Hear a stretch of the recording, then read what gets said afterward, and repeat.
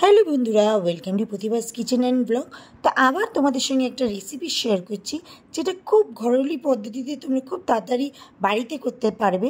তো আমাদের অনেক সময় চিকেন আনি, অনেক সময় সলিড পিসগুলি আমাদের বাড়ির লোকেরা খেতে চায় না। তো সলিড পিসগুলি দিয়ে তোমরা কী করবে আজকে খুব ইজি পদ্ধতিতে দেখাবো। আজকে করব চিকেন ভর্তা। ঘরের কয়েকটি উপকরণ দিয়েই তোমরা বাড়িতে বানিয়ে নিতে পারবে এই রেস্টুরেন্ট স্টাইল চিকেন ভর্তা। শুধু কোনো ঝঞ্ঝাট ছাড়া ঘরের কয়েকটা মশলা দিয়ে তোমরা বানিয়ে নেবে। তো চলো দেখে নিই কী কী লাগছে আমার এই চিকেন ভর্তা করতে। খুব ইজি এবং সিম্পল পদ্ধতিতে আমাদের এই রেসিপিটা শেয়ার করছি। তো সঙ্গে থাকবে এবং ভিডিওটা স্কিপ না করে পুরোটা দেখো। এই দেখো কতগুলি সলিড পিস ছিল। এবার ভালো করে ধুয়ে প্রেশার কুকারে সিটি মারবো। কুকারে 2-3টে সিটি মেরে নিয়েছি।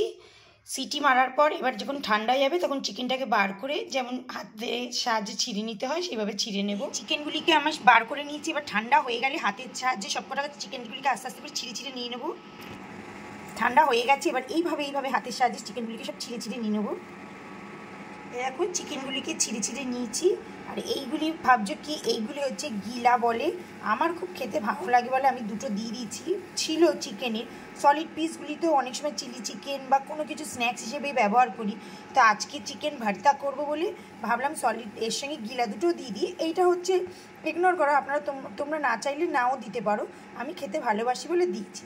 তো দেখছো কি সুন্দর করে লম্বা লম্বা করে ছিঁড়ে নিয়েছি। এবার রান্নাটা তৈরি। কড়াই বসিয়ে দিয়েছি, কড়াই গরম হয়ে গেছে। এরপর আমি সর্ষের তেল দিয়ে দেবো। আপনারা চাইলে রিফাইন তেল দিয়েও করতে পারেন, কোনো অসুবিধা নেই। তেল গরম হয়ে যাওয়ার পর এক এক করে আমি মশলাগুলি সব দিয়ে দেবো। প্রথমে আমি শুকনো লঙ্কা ফোড়ন দিয়ে দিলাম, সঙ্গে একটু জিরেও ফোড়ন দিয়ে দিলাম।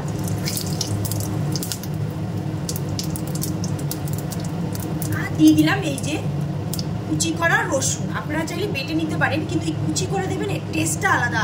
কুচি করে দিয়ে দিলাম। জাস্ট একটু ভাজা ভাজা হয়ে যাবে।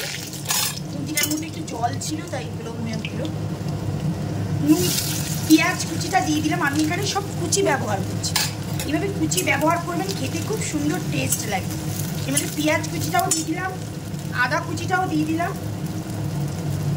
আর দিয়ে দিলাম টমেটো কুচিটা। আমি এখানে কোনো বাটি নেই, সব কুচি করে দিয়েছি। আপনারা যা চাইলে যদি বেটে করতে হবে তাহলে বেটেও করতে পারেন, কিন্তু একবার এই কুচি করে রান্না করে খেয়ে দেখবেন আলাদাই টেস্ট হয়।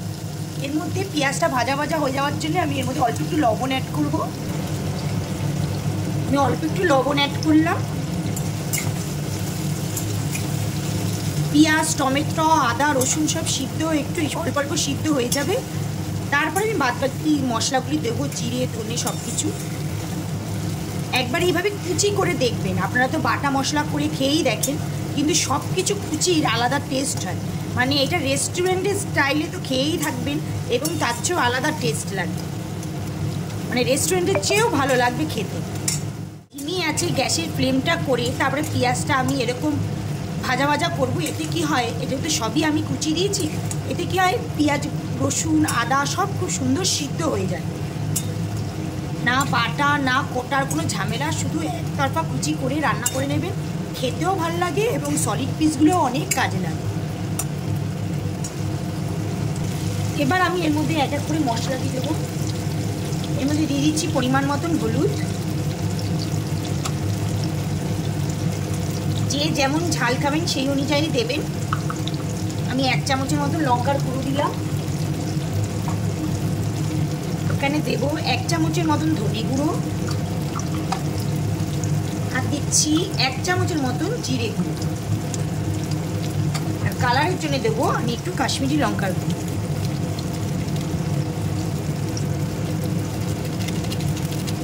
ভাবছেন প্যাকেটে করে কেন রেখেছি, আমি অ্যাকচুয়ালি লঙ্কার গুঁড়ো আর কাশ্মীরি লঙ্কার গুঁড়োর মধ্যে একটু প্রবলেম হয়ে যায় বলে আমি এটা প্যাকেটেই রাখি, আমি আলাদা ডিব্বায় ঢেলে রাখি।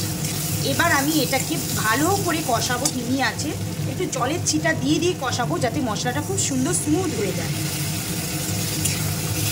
প্রথমে আমি অল্প একটু লবণ দিয়েছি, এবার আমি অল্প একটু লবণ দেবো।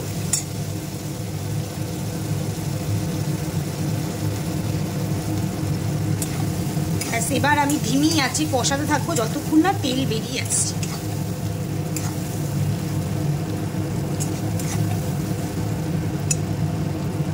দেখো অনেকটা তেল বেরিয়ে এসছে। এবার আমি এর মধ্যে অল্প একটুখানি টমেটো সস দেব, অল্পই দিলাম, 1 চামচের মতন। আমার এই মশলাটা কষাতে কষাতে যতক্ষণ আমি একটা ডিম সিদ্ধ করে নিয়েছি, এটা আমি সবার শেষে কুচি কুচি করে দিয়ে দেবো। এবার আমার এই সিদ্ধ করে রাখা চিকেনের, বয়েল করে রাখা এই চিকেনের টুকরোগুলি দেব। আমি বলতে ভুলে গেছি, এই চিকেন স্টকটা যেটা আমরা সিদ্ধ করে রেখেছি, সেই জলটা আমরা ফেলিনি। সেই জলটা কি করব, মাঝে সাঝে চিকেনের মধ্যে কষানোর সময় দিয়ে দিয়ে কষাবো। এই জলটা খুব কাজের। এই যে আমি প্রেশার কুকারে সিদ্ধ করেছিলাম, এতটা লাগবে না, আমার 1 কাপের মতনই লাগবে। দিয়ে দিয়ে মাংসটাকে কষাবো পুরো। এই জলটা আপনারা ফেলবেন না, চিকেন সিদ্ধ করে যে জলটা থাকবে সেটা ফেলবেন না, সেটা এই কষানোর সাহায্যে খুব কাজে লাগবে। চিকেনটা দিয়ে দিলাম। এবার চিকেনটা দিয়ে আমি ধিমি আঁচে কষাবো।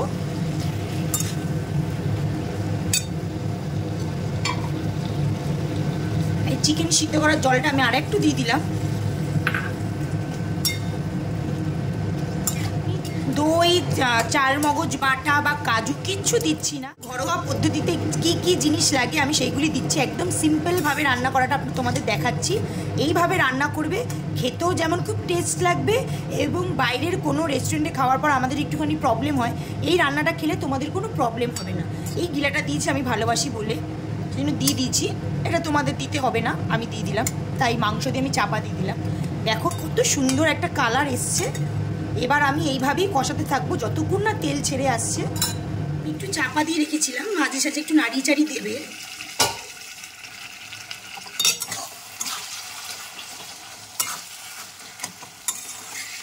দেখেছো সলিড মাংসটা কত সুন্দর কাজে লেগে গেছে। আমাদের বাড়িতে সলিড মাংসটা সেইভাবে আমার মেয়ে তো খেতেই চায় না, আমার হাজব্যান্ডও খেতে চায় না। বাধ্যতামূলক এই সব রান্না করেই আমার শেষ করতে হয়। নয় চিলি চিকেন করি, নয় এই ভর্তা বানাই। চাপাটা দিয়ে দিয়েছি কেন, মানে তাড়াতাড়ি রান্নাটা হয়ে যাবে, সেই জন্য চাপাটা দিয়ে দিয়েছি। আমি আবার একটুখানি ওই চিকেন সিদ্ধ করা জলটা দিয়ে দিলাম, রান্নাটাও খুব তাড়াতাড়ি হয়ে যায়। চিকেন এমনি সিদ্ধ করা আছে, আর কিছুক্ষণ করলেই রান্না রেডি হয়ে যাবে, বেশি সময় লাগে না। পুরোটা হয়েই গেছে, অল্প একটু জল ছিল সেটুকুনিও দিয়ে দিলাম। দিয়ে এবার পরিমাণ ভালো করে নাড়িয়ে চাড়িয়ে ঝোলটা ফুটে উঠলেই এটা পুরো একদম শুকনো শুকনো হয়ে যাবে। তারপরে কাসুরি মেথি দিয়ে আমি নামিয়ে দেবো। একটু কাসুরি মেথি দেবো, আর দেবো একটুখানি ধনেপাতা। দেখুন কালারটা কি সুন্দর এসছে না, খেতেও খুব ভালো হবে। পুরো রেডি। এবার আমি গ্যাস বন্ধ করে দেবো। তার আগে আমি দিয়ে দেবো অল্প একটু কাসুরি মেথি। কাসুরি মেথি সবসময় হাতে একটু ঘষেই তারপরে ছড়িয়ে দেবেন। কাসুরি মেথি দিয়ে দিলাম। এই যে ডিমটাকে যে সিদ্ধ করে আমি ছোটো ছোটো করে কেটে রেখেছিলাম, সেটাও আমি অল্প একটু দিয়ে দিলাম উপর দিয়ে। গ্যাস বন্ধ করে দিলাম।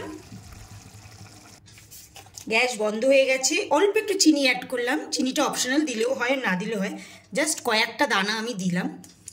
আর দিয়ে দিলাম একটুখানি গরম মশলা, আর একটুখানি দেবো ধনেপাতা কুচি। দেখো কত সুন্দর হয়েছে। এবার এটা আমি প্লেটিং করব। আর কিছুটা ডিম রেখে দিয়েছি আমি প্লেটিংয়ের সময় সাজানোর জন্য, আমি কিছুটা ডিম রেখে দিয়েছি। কত সুন্দর হয়েছে, একটা দারুণ স্মেল আসছে। এইভাবে বাড়িতে বানাবে না, দই না কাজু না চারমগজ কিচ্ছু দিতে হবে না, এইভাবে ইজিলি তোমরা বাড়িতে খুব সুন্দরভাবে বানিয়ে নিতে পারবে চিকেন ভর্তা।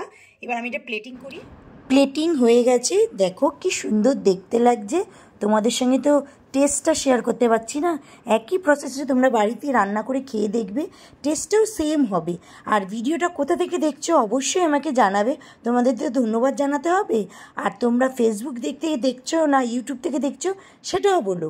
আর যদি ফেসবুক থেকে দেখো তাহলে প্রতিভা দাসকে ফলো করে দিও, আর ইউটিউব থেকে দেখলে প্রতিভাস কিচেন অ্যান্ড ব্লগকে তোমরা সাবস্ক্রাইব করে দিও। তো একই প্রসেসে তোমরা রান্না করে খেয়ে দেখবে, অসাধারণ। লুচি, রুটি, পরোটা সব কিছুর সঙ্গে ভাল লাগে। এমনকি আমি ভাত দিয়েও খেয়েছিলাম, সেটাও ভালো লেগেছিলো। তো ভিডিওটা এখানেই শেষ করছি। ভিডিওটা ভালো লাগলে অবশ্যই আমার চ্যানেলটিকে লাইক, শেয়ার অ্যান্ড সাবস্ক্রাইব করো। ভালো থেকো, সুস্থ থেকো, সবাইকে ভালো রেখো। নমস্কার।